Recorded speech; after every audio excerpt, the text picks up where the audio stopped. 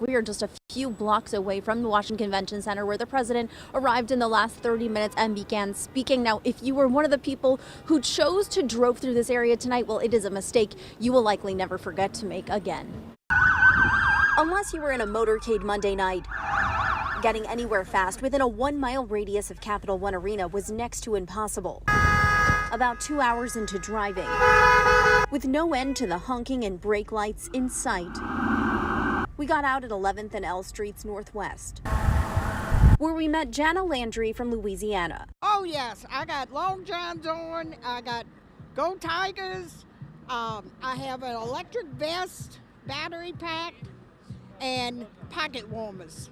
So you're prepared? Yes, thanks to Costco. She was initially planning to go to the inauguration before it was moved indoors because of the weather, but she's still making the best of her trip to D.C. I'm having a wonderful time. First time in Washington, D.C. Okay. And what better time to come to see my president.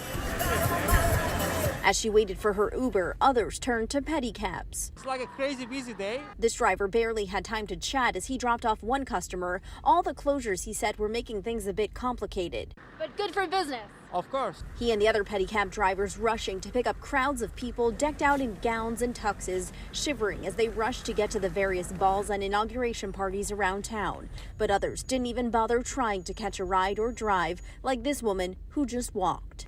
There's no parking, you stop your car and then have to still walk. It's so typical of inauguration, so it doesn't shock me. But it's so freezing that it's hard to walk back to your hotel.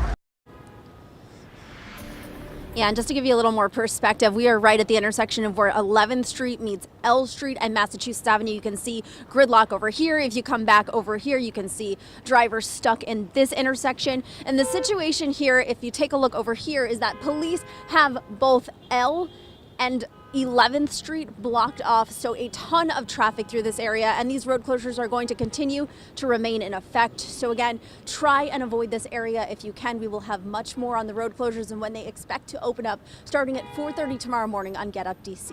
In downtown DC, I'm Katie Lasso. Back to you.